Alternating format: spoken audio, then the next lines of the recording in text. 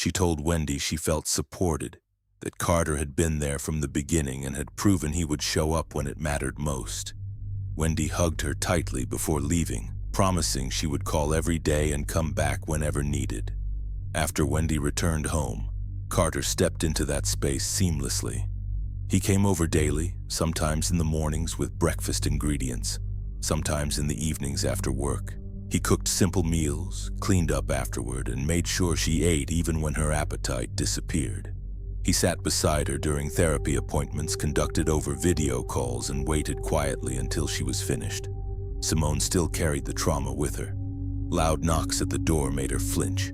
Unexpected vibrations from her phone made her heart race. But slowly the days began to feel more stable.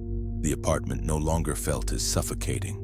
The nights, though still difficult, were no longer unbearable. In the weeks following Simone's rescue, law enforcement intensified their search for Jack. His name had already been circulated publicly as the primary suspect in Simone's disappearance, and once her captivity was confirmed, the urgency doubled. His photo appeared on local news segments and online alerts. Officers canvassed known relatives, former addresses, and any financial trail that might reveal where he had gone. Every abandoned property within driving distance was checked. Every reported sighting was followed up on, even the ones that led nowhere. To investigators, the logic still held. Jack had disappeared the same week Simone vanished. He had a documented history of unwanted attention toward her. His apartment had shown signs of partial packing. It all pointed in one direction, so the manhunt focused entirely on finding him. Then a tip came in. A rural resident reported an abandoned vehicle sitting off an isolated dirt road miles outside town, in an area rarely traveled except by hunters or utility workers. The caller mentioned that the car had been there for days and that it looked out of place, partially hidden near a tree line. Police responded immediately. When they ran the plates, the vehicle came back registered to Jack. The discovery sent a surge of renewed urgency through the investigation. Officers secured the area quickly, blocking off the narrow dirt road while additional units arrived. The location was remote and surrounded by open fields and patches of dense woodland, and recent weather had made the terrain unstable. A heavy rainstorm had passed through the region just a few days earlier, leaving the ground wet, soft, and uneven. Search teams began combing the area on foot. The mud slowed them down, boots sinking slightly with each step. Tire impressions and footprints were difficult to read clearly because of the rain, but the softened ground also had an unintended consequence. It revealed disturbances that might have otherwise remained hidden. About 50 yards from the abandoned car, one of the officers noticed an uneven patch of earth near a cluster of low trees. The soil looked darker and slightly sunken compared to the surrounding ground, as if something beneath it had shifted. The recent rainfall had washed away some of the top layer, exposing part of what looked like loosely packed dirt. They approached carefully. When they prodded the area with a shovel, the ground gave way more easily than expected. Within moments, the outline of a shallow makeshift grave became clear. The rain had exposed it. Forensics was called in immediately and the area was secured while investigators began carefully excavating the site. As the soil was removed layer by layer, the shape of a human body became visible beneath. It was Jack. He was identified at the scene through personal effects found on his person and later confirmed through official means.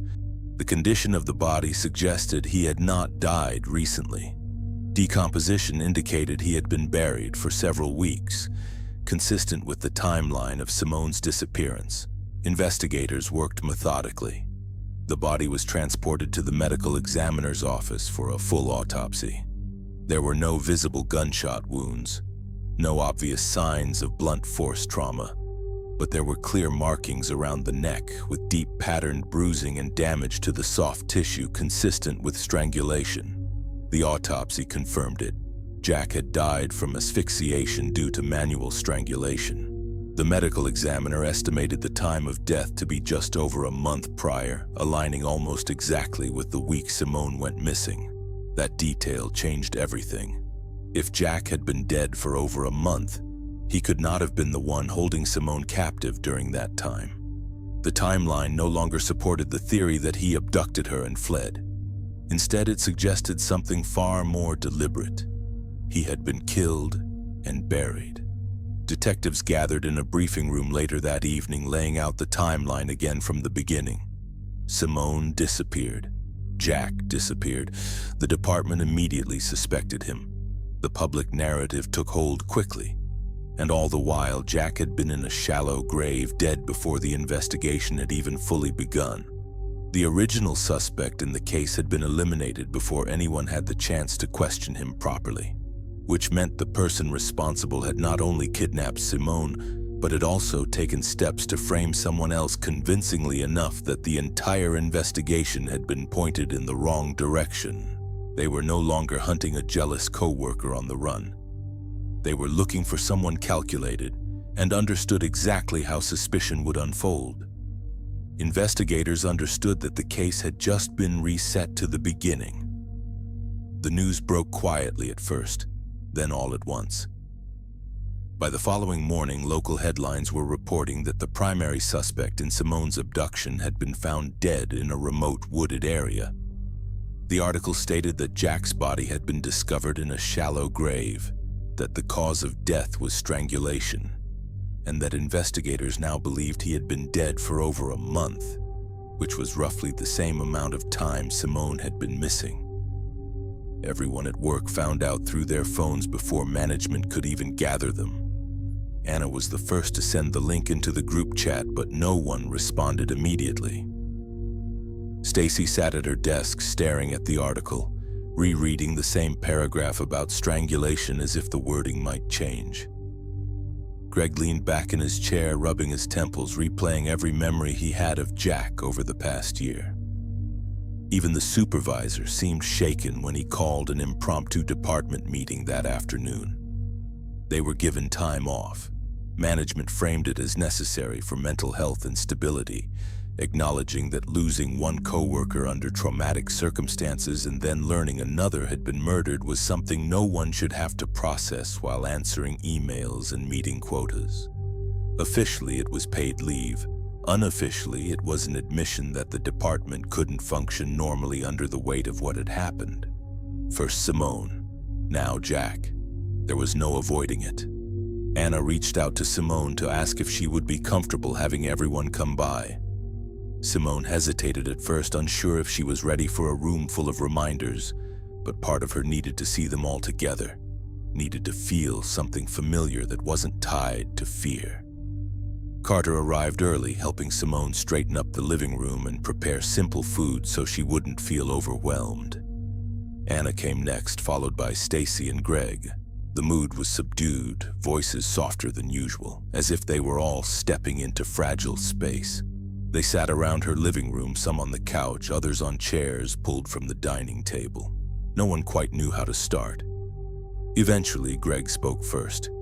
He admitted that he couldn't stop thinking about how convinced they all had been that Jack was responsible.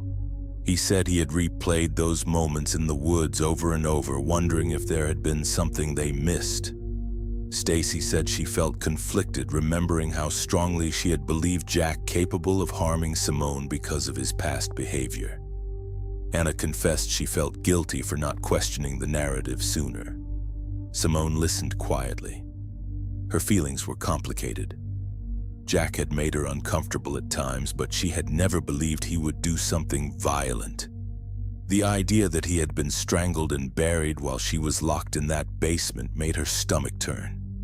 It meant someone else had orchestrated everything. Someone who had known exactly how suspicion would unfold.